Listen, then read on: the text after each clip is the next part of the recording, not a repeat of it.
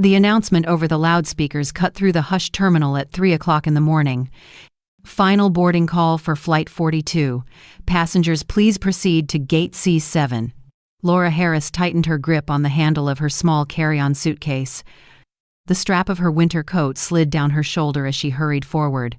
Her heart pounded with a rhythm she had not felt in years, not the nervous throb of fear, but the shaky exhilaration of a woman about to do something she never dared before. Behind her, 40 empty chairs stood arranged around her dining table, each one draped with a festive red napkin and polished silverware. The roast pans sat stacked by the stove, waiting for turkeys that had never been stuffed, hams that had never been glazed, and pies that had never been baked. On the sideboard, a lineup of wine glasses glittered in the glow of Christmas lights she had strung weeks earlier, back when she believed she would once again shoulder the family's expectations. She could almost hear Nicole's voice echoing in her head. This Christmas has to be flawless. We have 40 guests. The menu must shine. Everyone will be watching. Laura swallowed hard. For years she had allowed her daughter-in-law to dictate the rhythm of every holiday. Nicole, with her perfect hair and perfect smile, always ready with her phone to post pictures of the family's lavish celebrations. But it was Laura, 62 years old, widowed for 7 winters, who chopped the onions, scrubbed the pans, balanced the accounts, and kept the show alive. Her son Samuel had grown comfortable in that arrangement. A financial manager with a sharp suit and a sharper phone, he was quick to say, "Mom, you always pull it off. Nobody does Christmas like you." But the words had felt less like praise and more like dismissal. Laura still remembered her husband Richard's laugh when he carved the Christmas turkey, the way he would wink at her as if to say, "We did it together." After his sudden heart attack 7 years ago, she had continued the tradition alone, year after year, pouring herself into the kitchen as if perfection could fill the empty space beside her. Yet last night, as she sat at the kitchen table staring at Nicole's printed guest list, she had seen her own absence. 40 names, carefully arranged, colleagues, friends, from the country club, cousins and uncles, even children of acquaintances Laura hardly knew. But not hers. Not Laura. Not Mom. Not even Grandma. She was not invited. She was employed. Something inside her cracked then. At 2 o'clock in the morning, unable to sleep, she rose from bed, padded downstairs and opened her laptop. Her fingers shook as she typed into the search bar. Last-minute Christmas escape. She expected nothing. Everyone knew the holiday season was booked solid months in advance. But there it was, an opening on a sun-kissed island, an outrageous price tag attached. $10,000 for a suite that overlooked the sea. She stared at the screen. 10,000. The very number Nicole had tossed at her days earlier when justifying the catering budget. $50,000 is nothing when it comes to image, Laura. You'll manage. A bitter laugh escaped her lips. If her exhaustion was worth 50,000 to them, surely her freedom was worth at least 10. So she clicked book now. Now, hours later, Laura's shoes clicked against the tile floor of the airport as she approached the gate. Snow flurries clung to the glass wall beyond, the parking lot faintly glowing under yellow lamps. Inside the terminal, travelers dozed on benches, wrapped in scarves and fatigue. She alone carried no gift bags, no boxes of cookies, no tins of gingerbread. She carried only a single suitcase and the resolve of a woman who had decided that being used was worse than being alone. Her phone buzzed. A text from Samuel. "Mom, don't forget to start the turkeys by 4. Nicole says the hams need extra cloves this year. Thanks." Laura powered the phone off. The boarding line moved forward. She handed her ticket to the agent, a woman perhaps near her age, who looked at her with a flicker of recognition, maybe envy, maybe admiration. The agent smiled softly as she scanned the pass. "Merry Christmas," she said. "Merry Christmas," Laura replied, her voice steady now. As she stepped onto the jet bridge, the weight slid from her shoulders. For the first time since Richard's passing, Christmas was not about holding the family together with duct tape and roasted turkeys. It was about reclaiming her own life. Back in her house, the oven sat cold, the chairs remained empty, and the silverware glinted in silence. By noon, the relatives would arrive and the chaos would begin. But by then, Laura Harris would be somewhere else entirely high above the clouds, chasing the sunrise, leaving behind the feast and the family conflict that had defined her holidays for far too long. And for the first time, she smiled at the thought of the empty chair. 3 days earlier, the sound of Nicole's heels echoed across the hardwood floor like a gavel striking down judgment. Laura Harris stood at the sink, her hands deep in soapy water, rinsing the last of the dinner dishes. Steam rose around her, softening the skin already raw from scrubbing. The smell of roasted chicken still lingered in the kitchen, a meal Laura had prepared for her son Samuel and his wife without complaint. Nicole breezed in, draping her expensive coat across the back of a chair. Her smile was sweet, but her eyes sharp. "Laura, darling, we need to finalize Christmas." Laura dried her hands on a towel, summoning the practiced cheer she had worn for years. "Of course, Nicole. What would you like to discuss?" Nicole reached into her designer bag and pulled out a folded sheet of paper, treating it with the ceremony of a legal document. She laid it flat on the counter, smoothing the edges as if it were evidence in a trial. "The guest list," she announced. Laura unfolded the paper, her breath catching as line after line revealed itself. Cousin Cynthia with her new fiancé, Uncle Raymond bringing his 3 children and their families, colleagues from Samuel's firm, friends from Nicole's country club, even neighbors Laura barely knew. She counted once, then again. The number refused to shrink. 40 names. Her voice emerged as little more than a whisper. 40? 40 confirmed, Nicole replied breezily. Well, technically 39.5 since little Timmy Sanders is only 6, but his appetite is larger than his size. Better to round up. She laughed, the sound like glass shattering. Laura steadied herself against the counter. In previous years, she had managed gatherings of 15, maybe 20. Even those had left her exhausted, waking at dawn to baste turkeys, chop vegetables, and time each dish like an orchestra conductor. But 40? It was a professional catering job, not a family dinner. Samuel looked up from his phone long enough to add, "You've got this, Mom. You always do." Then his eyes dropped back to the glowing screen, conversation over in his mind. Laura scanned further down the page. The Sanders, the Morgans, the Martins all accounted for. Then her gaze snagged on what was missing. No mention of Ruby Martin, Samuel's cousin who had divorced last year. Ruby had always been kind to Laura, lending a hand in the kitchen when others lounged in the living room. Now, with her marriage ended, she had vanished from the list.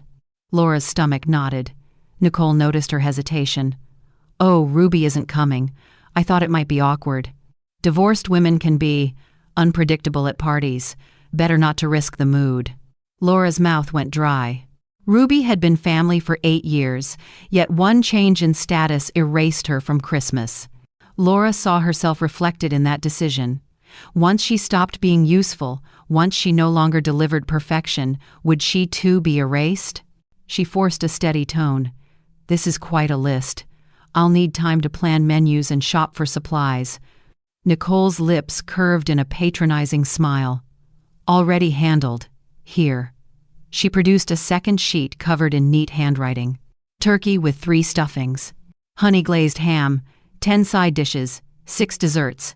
And please, Laura, homemade crusts this time. Store-bought sends the wrong message. The room tilted. Laura saw not a holiday but an unpaid assignment, an exam with failure waiting in every dish. "This is a lot for one person," she whispered. "Nonsense!" Nicole waved her manicured hand. "You're marvelous at this. Everyone raves about your cooking. And Samuel will help, won't you, darling?" Samuel nodded without lifting his gaze.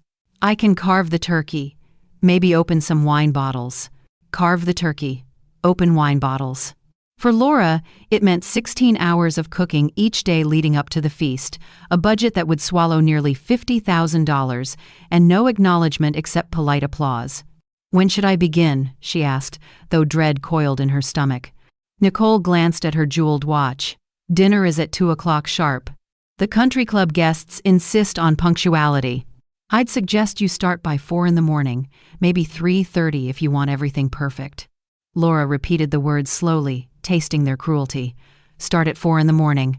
"Yes," Nicole said firmly. "And please, no mistakes this year. The stuffing was a little dry last Christmas." Laura remembered that stuffing well the dish she had prepared while juggling 6 others as Samuel watched football. The dish Nicole had insisted she repeat because guests loved it. Of course, Laura heard herself say. Her voice sounded distant, like someone else's. As the papers lay heavy in her hands, she felt the truth settle like cold iron in her chest. 40 names, none of them hers. A feast planned for prestige, not for love. And she, the woman who had once been the heart of every holiday, reduced to labor in the shadows. That night, long after Samuel and Nicole had gone to bed, Laura sat alone at the kitchen table. She stared at the list, the menu, the mountain of expectations. Her pen scratched against paper as she tried to calculate oven space and cooking times. The numbers refused to align. The timeline was impossible. She pressed her forehead to her folded arms and whispered to the silent room, "I am not even a guest in my own Christmas." The next afternoon, Laura Harris stood in her kitchen surrounded by grocery lists. She had already filled 3 sheets of paper with columns of ingredients: flour, sugar, sweet potatoes, green beans, cranberries, all multiplied by 4 or 5 to cover the mountain of dishes Nicole had declared essential. The numbers crowded her vision until they blurred. The house felt colder than usual, though the fireplace in the living room glowed cheerfully. Christmas carols played from a speaker Nicole had insisted on, the cheerful jingles clashing against the tightness in Laura's chest. The back door creaked open. Evelyn Perry, Laura's older sister, entered carrying a small tin of cookies. Evelyn had worked as a nurse for decades and retired just last spring. She still wore her hair pulled back in a practical bun, and her voice carried the no-nonsense calm of a woman who had seen too much suffering to bother with pleasantries.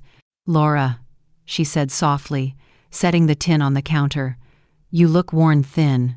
Laura forced a smile. "Just planning Christmas. You know how at Island." Evelyn glanced at the papers scattered across the table. 40 guests? Are you serious?"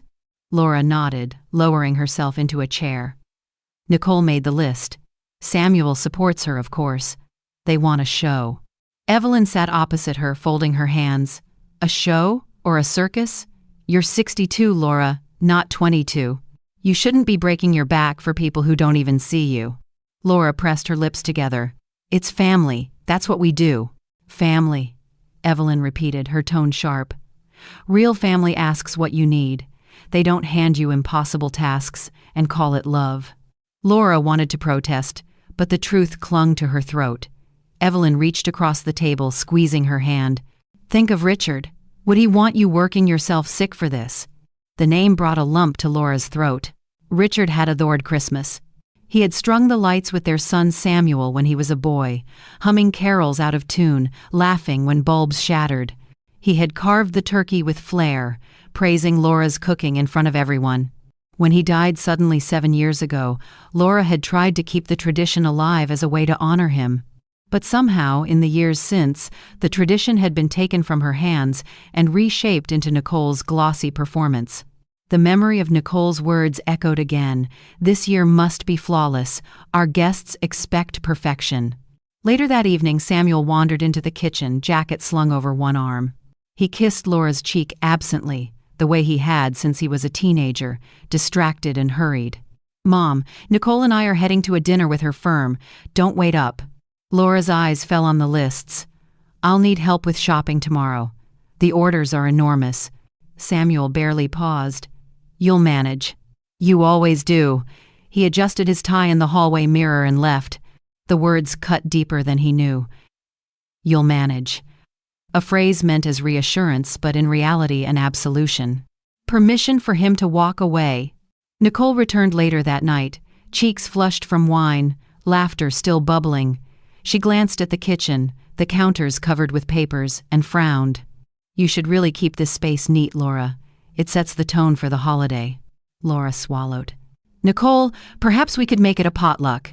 Everyone brings a dish. That way." "No!" Nicole interrupted firmly. "It wouldn't look right. The Sanders expect a unified presentation. Potlucks feel cheap." Laura flinched. Cheap. The word echoed in her mind as she thought about the $50,000 she would pour into groceries, linens, and wine. most of it charged to her credit card because Samuel insisted he needed to maintain liquidity for work bonuses. Nicole tapped her phone, already distracted. "Anyway, you'll do fine. You always do." That night, alone in her bedroom, Laura stared at the ceiling while memories tangled in her mind. Christmas mornings when Samuel was little, tearing into presents while Richard filmed with an old camcorder. Warm dinners where laughter filled the house, not judgment. Her chest ached with longing for a past that seemed impossibly far away. The next morning, she forced herself to rise before dawn. She drove to the supermarket, the sky still black, headlights slicing through falling snow. Her cart groaned beneath the weight of flour bags, crates of vegetables, sacks of sugar. At checkout, the clerk raised an eyebrow. "Feeding an army?" "Something like that," Laura murmured. When she returned home, she set the groceries across every counter. The sight made her dizzy. She had no sous chef, no team of servers, only her tired hands and her aging back. She closed her eyes, inhaled deeply, and whispered, "I can do this. I've done it before." But another voice, quieter, truer, replied from deep inside her chest, "You shouldn't have to." By the second morning, Laura Harris's kitchen no longer resembled a home. It looked like a battlefield. Every surface was buried under trays, mixing bowls and recipe cards. Bags of potatoes leaned against sacks of flour. Boxes of butter stacked like bricks. The refrigerator groaned with 3 turkeys and 2 hams, each waiting for its turn in the oven. Laura had been awake since 4 o'clock, chopping onions until her eyes watered, peeling carrots until her wrists ached. The steady rhythm of her knife was the only sound in the house. She paused once to massage her lower back and glanced toward the hallway. The rest of the household remained dark and silent. Samuel and Nicole slept in upstairs bedrooms while she worked alone, her breath clouding the kitchen window where frost had painted delicate patterns. The scent of sautéed onions clung to her hair. She poured them into a bowl and reached for the celery. Already her mind spun with calculations: how long the bread would need to rise, when to rotate the hams, which side dishes could be cooked in advance. The math never added up. There were too many dishes, too few hours, and only one pair of hands. By 8 o'clock, her apron was streaked with flour, and her hands throbbed from constant scrubbing. She had not eaten breakfast, only stolen bites of crackers between tasks. The doorbell rang. Laura startled, wiping her hands on her apron. She opened the door to find Thomas Martin, her late husband's brother, standing with his son Nathan. Both men looked uncomfortable in the early morning chill, their breath rising like smoke. "Laura," Thomas said, stepping inside, "we just wanted to check on preparations. Nicole mentioned there'd be 40 guests. That's quite the responsibility." Laura forced a smile, though her eyes burned from fatigue. "I'm managing." Nathan, a lawyer in his mid-30s, glanced around the kitchen. His sharp eyes took in the chaos. "This is a catering job, Aunt Laura, not a family dinner. You should have help." Laura felt her cheeks flush. "I asked Samuel. He said he'd carve the turkey." Nathan frowned. "That's not help. That's performance." Thomas cleared his throat, glancing at his watch. "Well, we'll leave you to it. Just remember, the family's reputation is at stake. The Sanders will be here, and they're influential. Nicole wants everything perfect." And with that, they left, leaving behind only the cold echo of expectation. Laura gripped the counter for support. Family reputation. The words stung more than the cuts on her fingers. Since when had Christmas become a test to impress strangers? Hours passed. By noon, she had roasted pans of vegetables, mixed 3 varieties of stuffing, and rolled pie crusts by hand until her knuckles stiffened. She moved like an automaton, her breath shallow, her shoulders rigid. Around 1 o'clock, Samuel wandered in wearing a crisp shirt, still buttoning his cuffs. "Wow, Mom, smells amazing." Laura turned from the stove, sweat dampening her temples. "Could you help me lift this pot?" she asked. The stock bubbled dangerously close to the rim. Samuel glanced at his watch. "Actually, I'm running late for a meeting with a client. Nicole and I have lunch reservations. I'll help tonight." "Tonight will be too late," Laura whispered. But Samuel was already at the door, promising, "You've got this." The silence that followed felt heavier than any burden. By evening, Laura's kitchen resembled a factory. Every counter overflowed with half-finished dishes. Her hands were raw, the skin cracked and sore. When Nicole swept in, dressed elegantly after her luncheon, she wrinkled her nose at the sight. "Laura, you should tidy as you go," Nicole said, surveying the flour-dusted counters. "Chaos doesn't inspire confidence." Laura's jaw tightened. "It's not chaos, it's work." Nicole barely acknowledged the reply. She tapped her phone, snapping a quick photo of the kitchen. "Don't worry, I'll post a before and after shot. People love seeing transformation." Laura stared at her daughter-in-law, suddenly realizing she was not just cooking dinner. She was staging a performance, the star laborer in Nicole's show. That night, as snow fell silently outside, Laura sat at the kitchen table with her head in her hands. The house was filled with the faint hum of Christmas lights, but she felt none of their warmth. Her hands trembled from exhaustion. She lifted her gaze to the guest list lying on the counter, its neat lines of names blurring. Nicole's friends, Samuel's colleagues, country club members, strangers, all of them, who would judge her work while ignoring her presence. She whispered into the quiet, "I am invisible in my own home." The words hung in the air like frost. For the first time, Laura did not dismiss them. She let them sink deep, heavy and cold, until they felt truer than anything else. By the third day, Laura Harris's body moved on instinct alone. She rose before the alarm rang at 3:30, her feet aching the moment they touched the cold floor. In the kitchen, the oven glowed, heating the air thick with butter and cinnamon. Pans clattered, knives thudded, timers buzzed. The house was alive with preparation, though no one else stirred. She worked for 15 hours straight, pausing only for sips of lukewarm coffee. Her apron was stained with cranberry juice, her hair tied back with a rubber band that tugged at her scalp. Still, she pressed on. By mid-afternoon, the counters overflowed, trays of roasted vegetables, bowls of stuffing, pies cooling on racks. She slid another ham into the oven, the sweet glaze dripping down its sides. For a moment, she allowed herself to breathe. Then the front door opened. Samuel stepped in, phone pressed to his ear. He nodded absently at his mother, still deep in conversation. When he finally hung up, he sniffed the air. "Incredible, Mom. You're like a machine." Laura froze, wooden spoon hovering over a pot of gravy. The words stung. Machine. Not woman. Not mother. Not guest. A machine built to chop, stir, and serve. She forced a smile, though her eyes burned. "Machines don't get tired," she murmured, but Samuel had already walked away. That evening, Nicole appeared, her perfume cutting through the heavy scents of food. She circled the kitchen like a critic inspecting an exhibit. "It looks good," she said. "But last year the pumpkin pie filling was a touch too sweet. Make sure you adjust. And remember, the Sanders are used to a certain standard." Laura swallowed her anger. "I'll do my best." "Your best must be flawless," Nicole replied briskly, already scrolling through her phone. "This event reflects all of us." When she left, Laura sank into a chair. Her hands throbbed, her shoulders stiffened, her throat tight. She looked at the mountain of food surrounding her and felt nothing but emptiness. Later, Evelyn called, "Laura, how are you holding up?" Laura hesitated. "I'm fine." Her sister's voice sharpened. "You don't sound fine. Tell me the truth." Laura pressed her forehead against her palm. "They treat me like I'm staff, not family. Samuel calls me a machine. Nicole critiques everything. It's as if I don't exist except for what I produce."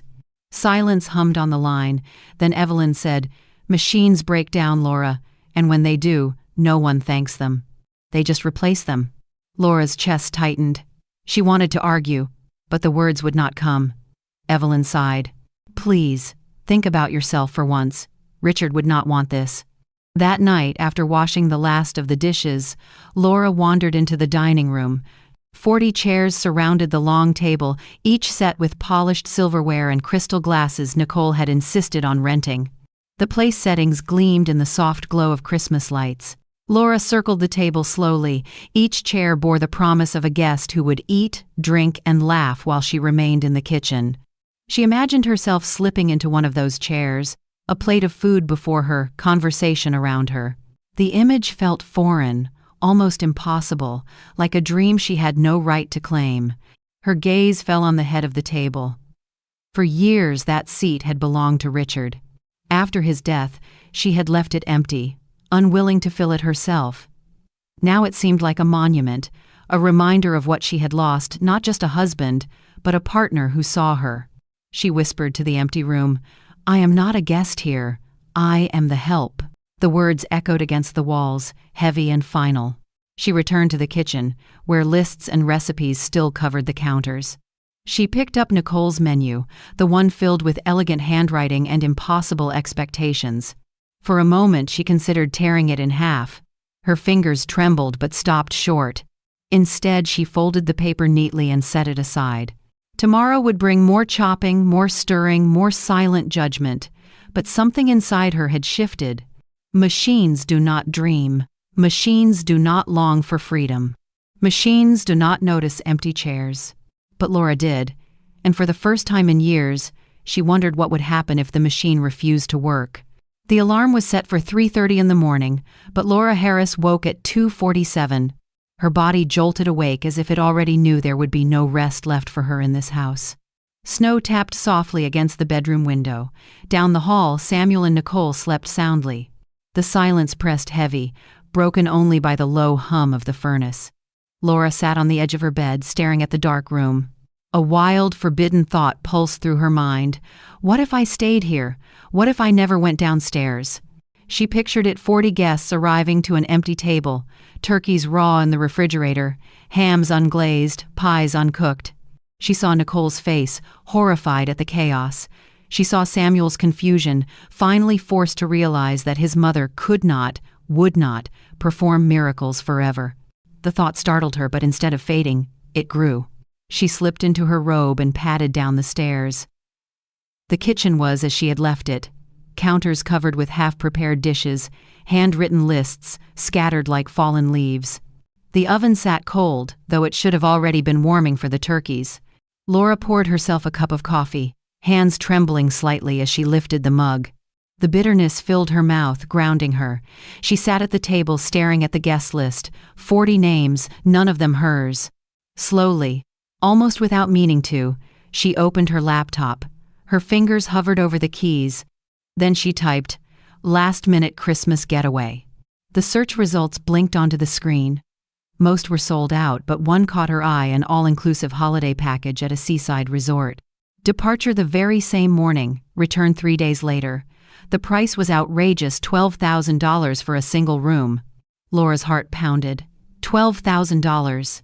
She thought of the $50,000 Nicole had deemed acceptable to impress the Sanders. If her labor could be measured in that sum, then surely her freedom was worth a fraction. Her cursor hovered over the button. Book now. For a moment she hesitated. What kind of woman abandons 40 guests on Christmas morning? What kind of mother leaves her son to face chaos alone? But another voice whispered, what kind of family asks one woman to shoulder the impossible year after year and calls it love? She clicked. The confirmation appeared instantly, glowing against the dim kitchen light. Flight 41, departure 4:15 a.m., Gate B12, 3 nights, Ocean View Suite. Laura pressed a hand to her mouth, stifling a sound that was equal parts laughter and tears. She had done it. She hurried upstairs, careful not to wake anyone, and pulled her suitcase from the closet. Into it went the clothes she had hidden in the back of her drawer, sundresses. Richard had once complimented, swimsuits Nicole had called too casual, sandals she had not worn in years. She zipped the suitcase shut, her hands steady now. At 3:15, she set a single note on the kitchen counter, neatly folded beside Nicole's guest list. Samuel, something came up.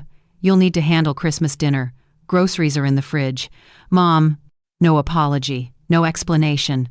For once, Laura allowed silence to speak for her.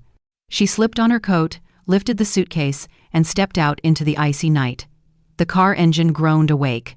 As she drove through snow-dusted streets, Christmas lights glowed in windows, casting warm colors across the drifts. Families slept, dreaming of presents and laughter. Laura drove past it all, her heart both heavy and light. At the airport, the terminal buzzed with early travelers. Parents wrangled children, couples whispered over boarding passes, workers trudged with coffee cups. Laura moved among them quietly, ticket in hand. At the gate, the agent scanned her pass. "Heading somewhere warm?" she asked with a knowing smile. Laura managed a real smile in return. Yes, somewhere warm. Moments later, she boarded the plane, sliding into her window seat.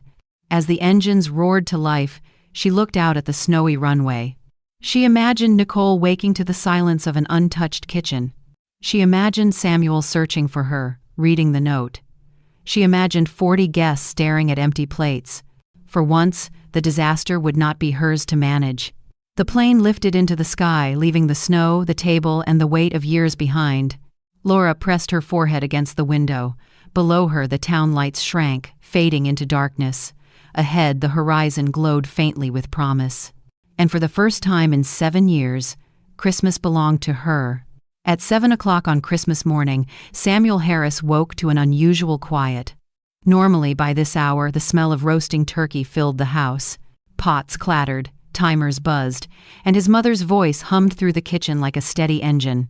But today, silence. He rolled over, expecting to find Laura's side of the house already alive. Instead, he noticed something odd, the faint scent of raw onions clinging in the air, but no warmth from the oven. He frowned, threw on a robe, and padded down the stairs. The kitchen was still. The turkeys sat in the refrigerator, untouched. Bowls of chopped vegetables lined the counters like abandoned soldiers. Pie crusts, rolled out the night before, rested beneath plastic wrap. On the counter, next to Nicole's meticulously handwritten menu, lay a folded note in his mother's hand. Samuel unfolded it, confusion spreading across his face. "Samuel, something came up. You'll need to handle Christmas dinner. Groceries are in the fridge." "Mom." For a moment he thought it must be a joke. His mother had never missed a holiday, never shirked responsibility, never left him to face guests alone. He pulled out his phone, dialing her number. Straight to voicemail. He tried again. Same result. Nicole descended the stairs in a satin robe, her hair perfectly arranged even at this early hour. "What's burning?" she asked, rubbing her eyes. Samuel handed her the note. She read it once, then twice. Her face paled. "She left?" "She left," Samuel echoed, his voice hollow. Nicole's composure cracked. "But 40 people are arriving in 7 hours? The Sanders, the Martins, the Perrys, all expecting a flawless meal? What are we supposed to do?" Samuel stared at the raw turkeys. I don't know." By 9 o'clock, calls began pouring in. Uncle Raymond phoned to ask about parking. Cousin Cynthia wanted to confirm dessert. Each time, Samuel stammered vague reassurances, avoiding the truth. At 10 o'clock, Nicole's mother, Charlotte Morgan, called from her car. "We're bringing a bottle of champagne. Make sure the appetizers are ready when we arrive." Nicole tried to keep her voice steady. "Of course, Mother. Everything's under control." She ended the call and turned to Samuel, panic flashing in her eyes. "It's not under control. Nothing is under control." Samuel grabbed a cookbook from the shelf, flipping through frantically. "We can do this. How hard can it be to roast a turkey?" He and Nicole attempted to season the first bird. Butter smeared across their hands, salt scattered across the counter. They argued over oven temperatures, timing, and whether the stuffing should go inside or out. By 11 o'clock, the kitchen looked worse than when Laura had left it. Flour coated the floor, grease splattered across the stove, pots piled in the sink. Nicole clutched her head. "This is humiliating. The Sanders will laugh us out of the country club. Do you understand what this will do to our reputation?" "Reputation?" Samuel snapped. "Mom has been doing this alone for years, and we never cared about her reputation." Nicole glared. "Don't blame me," she offered. She always offered. "She begged me for help 2 nights ago," Samuel muttered, the memory rushing back. Laura's tired face, her cracked hands, her quiet plea. "I need real help." He had brushed it off, saying she was better at cooking. Now he felt the weight of those words. By noon, relatives began arriving. Evelyn was first. She stepped into the kitchen, took one look at the chaos, and crossed her arms. "Where's Laura?" Samuel hesitated. She had to leave town." Evelyn's eyes narrowed. "Good for her." Nicole gasped. "Good for her?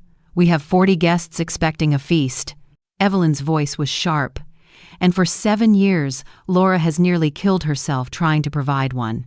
Maybe now you'll all see how impossible your demands are." By 1 o'clock, the dining room filled with confused relatives.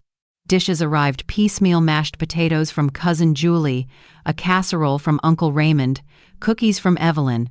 The once grand feast shrank into a patchwork of emergency offerings. The Sanders family, impeccably dressed, exchanged whispers of disapproval.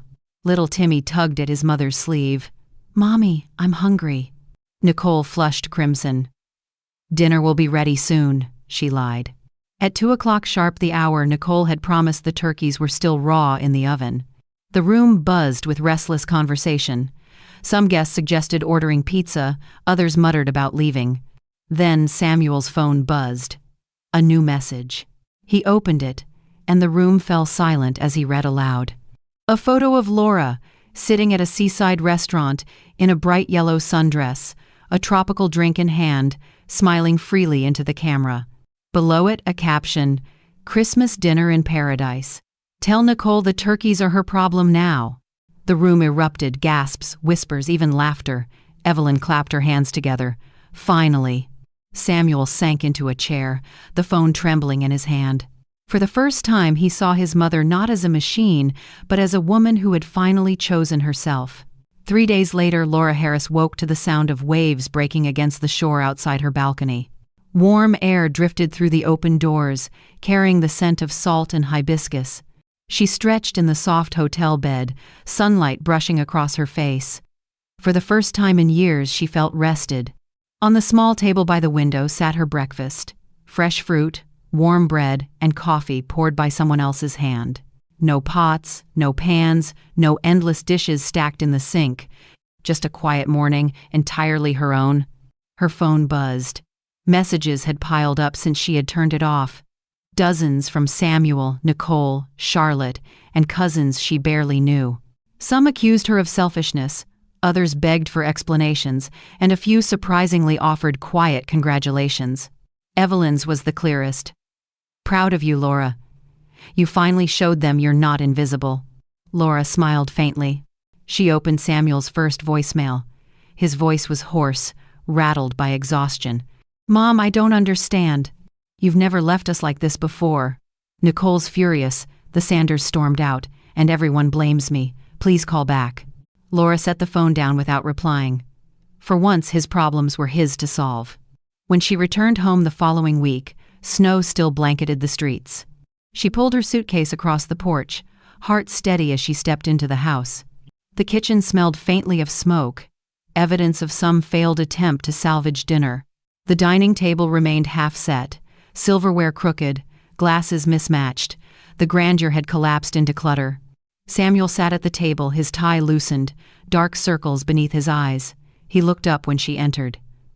"Mom." Laura removed her coat, hanging it neatly on the rack. "Samuel." He ran a hand through his hair. "I can't believe you did that. Everyone was humiliated. Nicole hasn't stopped crying about what people are saying." Laura's voice stayed calm. "And I can't believe you expected me to carry 40 people on my back again."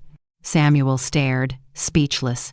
She moved into the kitchen, running her hand across the cold counter. "Do you know how many hours I worked before I left? 37 in 3 days. Do you know how many hours you worked? 1. Carving turkey and opening bottles." Samuel flinched. "I didn't realize." "You didn't want to realize," Laura interrupted, her voice firm, "because it was easier to let me suffer quietly than to admit it was unfair." Nicole entered then, her face tight. "Laura, you embarrassed this family. Do you know what the Sanders are saying about us?" Laura met her daughter-in-law's glare evenly. "I don't care what the Sanders are saying. They are not my family. They are your guests. If you want to impress them, you can cook for them yourself." Nicole's mouth opened, then closed. She turned to Samuel. "Are you going to let her talk to me like this?" Samuel looked between the two women, torn. For once, Laura did not soften to ease his burden. She let the silence stretch until Samuel finally dropped his gaze. Later that evening, Evelyn stopped by with a casserole.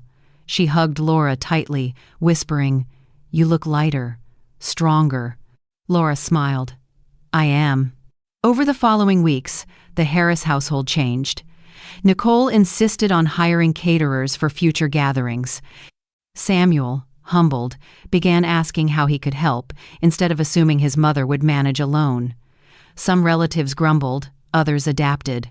But Laura no longer measured her worth by their approval. She began attending church luncheons, book clubs, even yoga classes Evelyn had coaxed her into. She cooked when she wanted to, not because it was demanded. When the next Christmas arrived, the dining table held only 8 Chair's family members who came with dishes in hand, laughter in their voices, and gratitude in their hearts. The smaller gathering glowed warmer than any grand feast before it. As they passed around roasted chicken and simple casseroles, Laura caught Samuel watching her. His expression was different now, no longer expectant, but respectful.